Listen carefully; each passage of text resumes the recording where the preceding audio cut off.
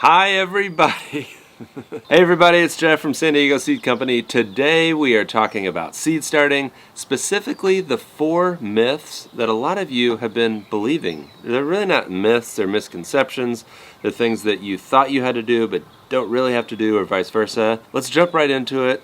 In the office, I'm going to show you under the grow lights something that almost all of you are probably thinking you have to do, but you don't have to. Okay, so myth number 1, light. A lot of you are starting your seeds inside or outside with the assumption that they need light and they need sun right away. The only 2 things that seeds need to germinate are a certain temperature of soil and water. As long as you have those 2 things, regardless of what type of seed it is, it's going to germinate. Now there is a caveat to that. Drop in the comments if you know some of the seeds that actually do need light to germinate, and there's also seeds that also definitely can't germinate if it is light. So if you guys know any of those, drop them in the comments. But why do I bring this up as myth number 1 is because a lot of you are putting light or heat on your seeds at the very beginning, and all it's doing is drying out the soil. Check this out. Okay, what you can barely see behind me is a tray of peppers, and then we've got some tomatoes here. When I first started these, I did not worry about the light at all. Like I mentioned before, if I were to turn the light on, especially this close, all it's going to do is dry out that top inch of soil, which is exactly what you don't want to happen if you're trying to germinate seeds.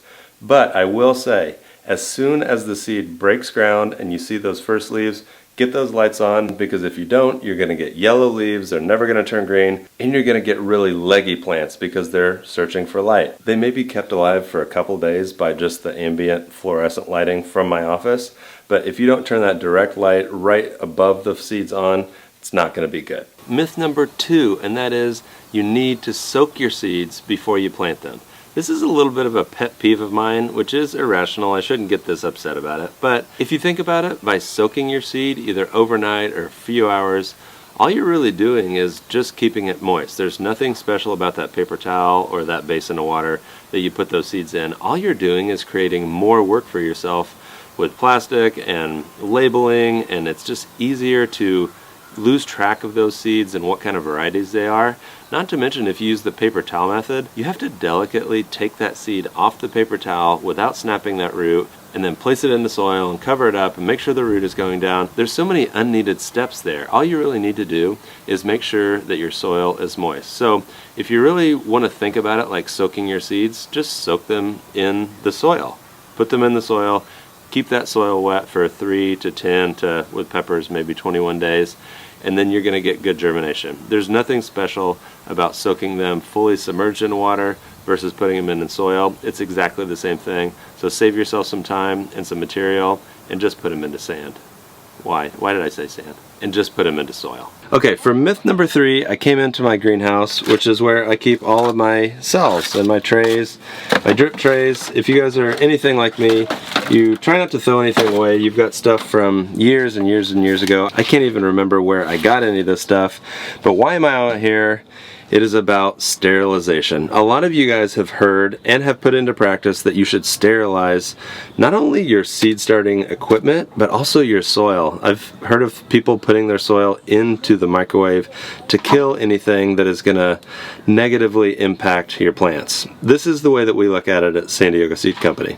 Yes, you absolutely can do that. You can have a sterile environment free of pathogens and things that are going to hurt your baby tiny seedlings that are very, very vulnerable to things like that. But if I'm going to use vinegar and bleach or whatever agent that you want to use to clean these, one, I've done it before, it takes so long to do it well. You've got to scrub the dirt off, there's many steps and cleaning and drying and etc, etc.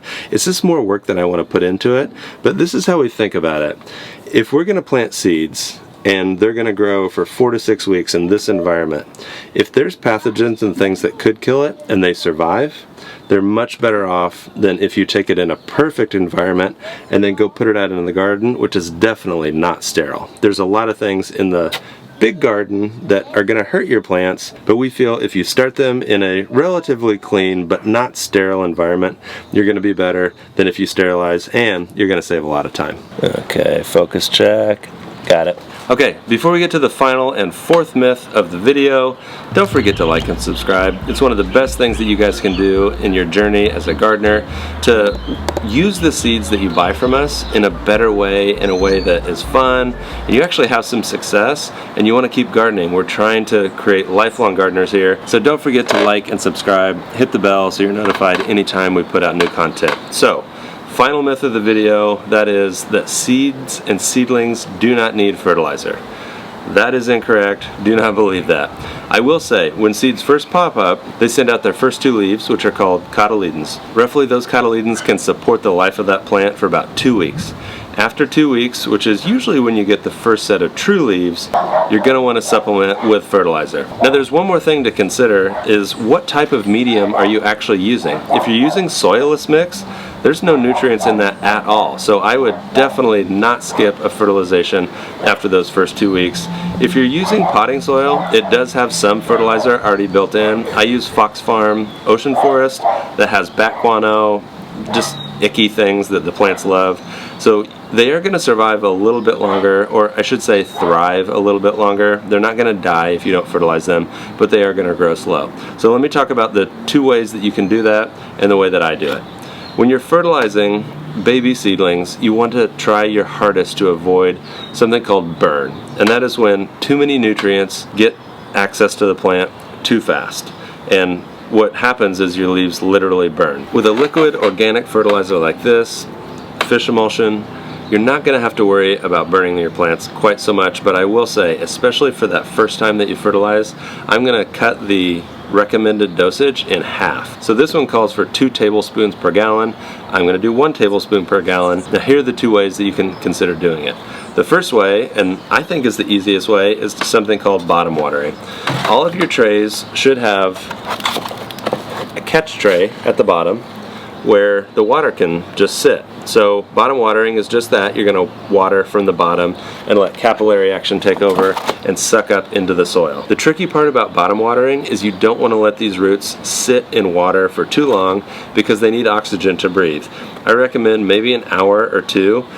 And then if there is any leftover fertilizer in the bottom, go ahead and dump that into your garden, into a plant that might need it. Or let's say you've got to leave and you can't dump that water out, go ahead and top water. I would definitely be careful and consider having the ratio like I mentioned earlier on this, because what happens is leaves can actually absorb fish emulsion through their leaves into the plant. And if it gets too much fertilizer all at once with plants this small, it could be bad news. So I recommend bottom watering, but if you're in a pinch, you can top water. Just try not to get it on the leaves quite so much. Okay, so there you have it. That's the top 4 myths here at San Diego Seed Company that we hear so often that we just had to make this video and clear the air a little bit. I'm here hanging with my buddy Sam on the hammock underneath our yellow passion fruit. Sam, you heard me on the video.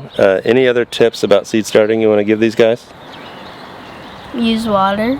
Use water. He learns early. He knows. Keep those seeds moist. You guys are going to have a lot of success. So get out there and start some seeds today.